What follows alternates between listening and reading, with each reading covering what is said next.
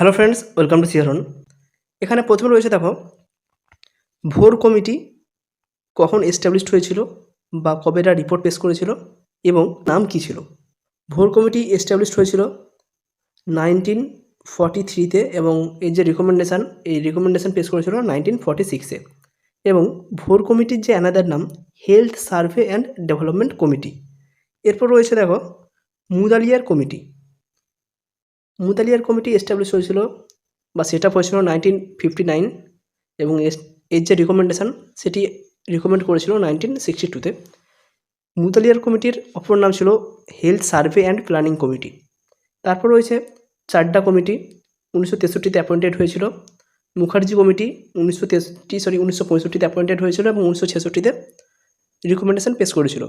এরপর জঙ্গলবালা 1967 এবং এর অপর নাম ছিল committee on integration of health service. এখানে বিভিন্ন যে কমিটিগুলো এগুলো রয়েছে এবং পরপর যে সাল ওয়াইজ সাজানো থাকে সেই সাল ওয়াইজ সাজানো রয়েছে, তোমরা এটি ভালোভাবে দেখে নিতে পারো।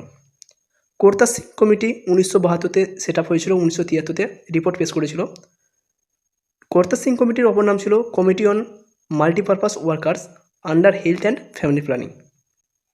এছাড়াও কোশ্চেন আসতে পারে এখান থেকে যে মাল্টিপারপাস ওয়ার্কার কোন কমিটির সাথে যুক্ত, তখন অ্যান্সার আসবে কোর্তা সিং কমিটি। শ্রীবাস্তব কমিটি 1974-এ এস্টাবলিশড হয়েছিল এবং 1975-এ রিকমেন্ডেশন পেশ করেছিল। শ্রীবাস্তব কমিটির অপর নাম group on medical education and support man power. Rural health scheme এটি প্রথম চালু হয়েছিল 1977। Government of India set up planning commission on 1950। নীতি আয়োগ 2015 সালে এস্টাবলিশড হয়েছিল। প্রধানমন্ত্রী নরেন্দ্র মোদীর আন্ডারে নীতি আয়োগ এস্টাবলিশড হয়েছিল এবং নীতি আয়োগ এই যে পুরো নাম new initiative to transform India. এখানে 380A এবং 375 এই দুটো কপারটি রয়েছে এবং এই দুটো কপারটির যে ডিফারেন্স সেটি এখানে উল্লেখ করা হয়েছে। 380A T7 মানে টি আকৃতির এবং 375 ইউ আকৃতির। 380A 10 ইয়ার্স ভ্যালিডিটি থাকে, 375 5 ইয়ার্স ভ্যালিডিটি থাকে। যেহেতু T7 তার মানে এর একটি ভার্টিক্যাল লাইন রয়েছে এবং একটি লংজিটিউডিনাল লাইন রয়েছে। এই ভার্টিক্যাল এবং লংজিটিউডিনাল লাইন 380-এর ক্ষেত্রে দুটোতেই কিন্তু কপার জড়ানো থাকে এবং 375-এর ক্ষেত্রে শুধুমাত্র যে লম্বা দাড়ি সেখানে কপার জড়ানো থাকে।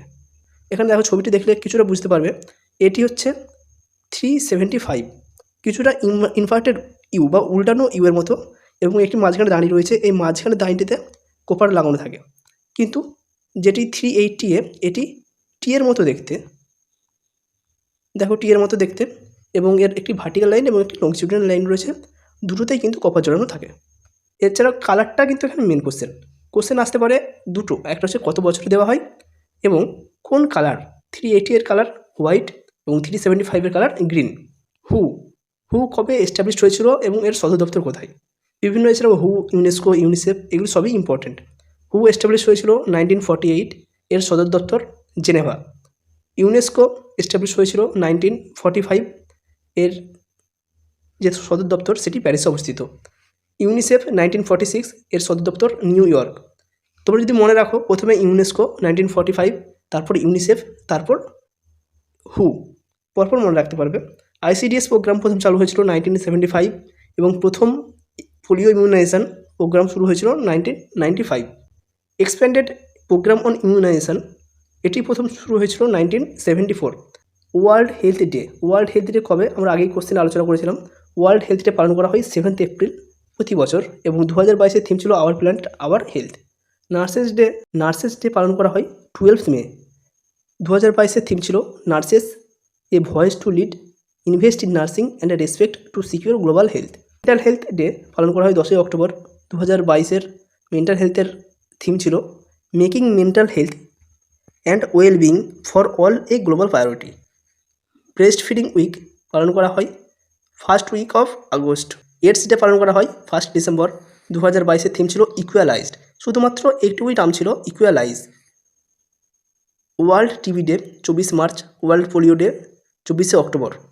মিড ডে মিল প্রথম চালু হয়েছিল বা মিড ডে মিল প্রোগ্রাম প্রথম এস্টাবলিশ হয়েছিল 1995। নির্মল ভারত অভিযান 2012। স্বচ্ছ ভারত অভিযান 2014। আয়ুষ 2014। মিশন ইন্দ্রধনুষ এটিও 2014। মিশন ইন্দ্রধনুষের টার্গেট ছিল 90%, চাইল্ডকে ইমিউনাইজড করা এবং 2020 মধ্যে সমস্ত চিলড্রেনকে ইমিউনাইজেশন প্রোভাইড করা। পোলিও ফ্রি ইন্ডিয়া এটি ডিক্লেয়ার করা হয়েছিল 2014 সালের 27 মার্চ। এরপর দেখো আরসিএইচ প্রোগ্রাম। আরসিএইচ প্রোগ্রাম অর্থাৎ রিপ্রোডাক্টিভ অ্যান্ড চাইল্ড হেলথ। এখানে আরসিএইচ প্রোগ্রামের আন্ডারে কাকে কাকে সার্ভিস প্রোভাইড করা হয়? রিপ্রোডাক্টিভ অর্থাৎ অ্যাডোলেসেন্ট হেলথ বা প্রেগনেন্ট মাদার এদেরকে সার্ভিস প্রোভাইড করা হয় এবং এর সাথে সাথে চাইল্ডদেরকেও সার্ভিস প্রোভাইড করা হয়। আরসিএইচ প্রথমে এস্টাবলিশ হয়েছিল 1997 এবং আরসিএইচের দুটো পার্ট রয়েছে বা দুটো ফেজ রয়েছে, আরসিএইচ ফেজ 1 এবং ফেজ 2। ফেজ 1-এর ডিউরেশন 1997 থেকে 1998 পর্যন্ত এবং আরসিএইচের ফেজ 2 2005 থেকে 2012। আর এমএনসিএইচ প্লাসে এখান থেকে কী কোশ্চেন আসতে পারে? এখান থেকে আসতে পারে যে এখানে কী কী সার্ভিস প্রোভাইড করা হয়। প্রতিটা যে টার্ম রয়েছে আর এমএনসিএইচ প্লাসে এখান থেকে বুঝতে পারবো কাদেরকে সার্ভিস প্রোভাইড করা হয়। R for reproductive, M for maternal, N for newborn, C for child health এবং এ ফর অ্যাডোলেসেন্ট। এই যে বিভিন্ন গ্রুপ রয়েছে এদেরকে সার্ভিস প্রোভাইড করে থাকে। এখানে কিছু ভিটামিনের নাম দেওয়া রয়েছে, তাদের আদার্স নাম এবং ডেফিসিয়েন্সির ফলে কী ডিজিজ হয় সেটি এখানে দেওয়া রয়েছে। ভিটামিন এ এর অপর নাম রেটিনল এবং এর অভাবের জন্য নাইট ব্লাইন্ডনেস, জেরোফথ্যালমিয়া, বাইটর স্পট, কেরাটোম্যালাসিয়া এই যে ডিজিজগুলো এগুলো লক্ষ্য করা যায়। ভিটামিন এ এর আদার্স নাম রেটিনল। ভিটামিন ডি আমরা সবাই জানি এর অভাবে রিকেটসিয়া রোগ হয় এবং ভিটামিন ডি এর যে দুটো পার্ট বা দুটো পোর্শন D2 এবং D3 এদের আদার্স নাম। D2কে বলা হয় ক্যালসিফেরল এবং D3কে বলা হয় কলিক্যালসিফেরল। ভিটামিন ই এর অপর নাম টোকোফেরল। ভিটামিন ই এর অপর নাম টোকোফেরল।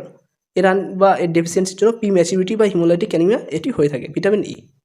ভিটামিন কে যেটাকে বাচ্চার জন্মদিন বা যে যখন জন্ম হলো সেদিন প্রোভাইড করা হয় ভিটাকে, এটি দেওয়া হয় বাচ্চার ডান পায়ে যাতে ভিটামিন কে ডেফিসিয়েন্সি ব্লিডিং না হয়। কারণ এমনিতে বাচ্চা যখন জন্মগ্রহণ করে তার সাথে বেশি ভিটামিন কে থাকে না এবং বাচ্চা যখন মায়ের ব্রেস্ট ফিডিং করে মায়ের ব্রেস্টে বা ব্রেস্ট মিল্কে কিন্তু ভিটামিন কে বেশি থাকে না, সেই জন্য অ্যাডিশনাল বা সাপোর্টিভ ভিটামিন কে প্রোভাইড করা হয় to prevent vitamin K deficiency bleeding.